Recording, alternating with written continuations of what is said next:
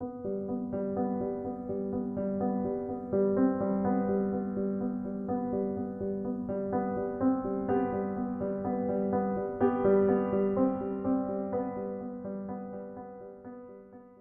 eu quero meditar sobre os princípios que Jesus Cristo usou com os seus discípulos e quero começar dizendo que discipulador é aquele que segue os mesmos princípios que Jesus usou com os seus discípulos.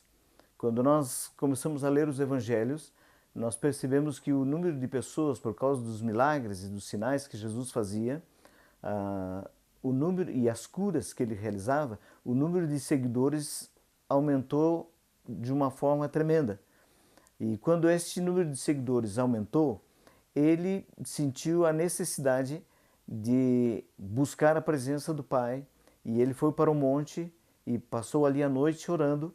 E quando ele voltou desse tempo de oração e de comunhão, de intimidade com o Pai e de buscar a direção e a orientação que o Pai estava dando a ele, ele chegou para os seus discípulos, para aquela multidão que estava seguindo ele, e ele escolheu 12 discípulos para estarem mais próximo dele, para estarem com ele. E a esses 12 ele deu o nome de apóstolos. E esse foi o primeiro princípio que Jesus usou, ou seja, o princípio da seleção. Ele selecionou homens para que esses homens pudessem estar juntamente com ele. Depois deste princípio, Jesus chamou estes homens para que esses homens ficassem e andassem na sua presença e esses homens pudessem aprender no convívio com Jesus Cristo. Nós sabemos que a vida cristã ela é melhor assimilada e nós assimilamos a vida cristã no convívio de uns com os outros. E foi isso que Jesus fez. Chamou esses discípulos para estarem com ele. Esses homens que ele escolheu, que ele selecionou, que chamou para estar com ele, ele começou a exigir destes homens, não de toda a multidão, mas desses homens selecionados, ele começou a exigir consagração desses homens.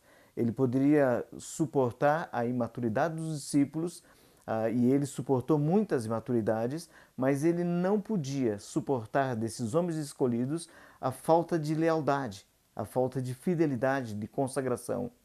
E para esses homens que começaram a demonstrar com a sua própria vida, seguindo a Cristo, que eles estavam andando em fidelidade, em lealdade a Cristo, Cristo começou a transmitir, e esse foi um outro princípio, o princípio da consagração. E aí então para esses homens Cristo começou a transmitir tudo aquilo que ele havia recebido do Pai, ele estava agora transmitindo para esses homens, estava passando para esses homens todo o conhecimento que o Pai havia lhe dado. E aí nós entramos num outro princípio, o princípio da transmissão.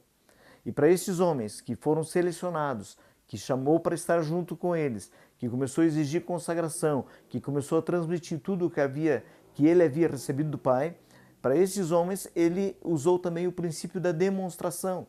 Cristo demonstrava com a sua própria vida tudo aquilo que ele estava transmitindo para os seus discípulos. Ou seja, ele criava com a atitude, com a vivência dele, ele criava uma fome na vida dos discípulos para querer aprender aquilo que ele estava vivendo. Por exemplo, Cristo saía para o monte para orar, ele passava a noite orando, ele acordava de madrugada para orar e os discípulos estavam observando tudo isso. Aí chegou um ponto que um dos discípulos pediu: Senhor, ensina-nos a orar, assim como tu oras também.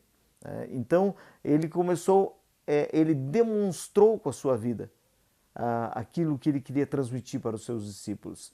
E depois ele usou um outro princípio, que era o princípio da delegação.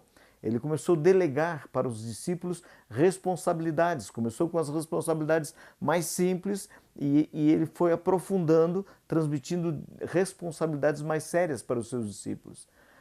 Mas ao mesmo tempo que ele delegou para esses homens, que ele selecionou, que ele chamou para estar juntos, que exigia consagração, que começou a transmitir tudo o que havia recebido do Pai, que demonstrou para esses homens a vivência do ensino, que para esses homens que ele delegou responsabilidade, ele também supervisionava, E este é um outro princípio, o princípio da supervisão, o princípio do mentoreio, ou seja, tudo que os discípulos faziam, que ele ordenava para os discípulos fazerem, ele também supervisionava.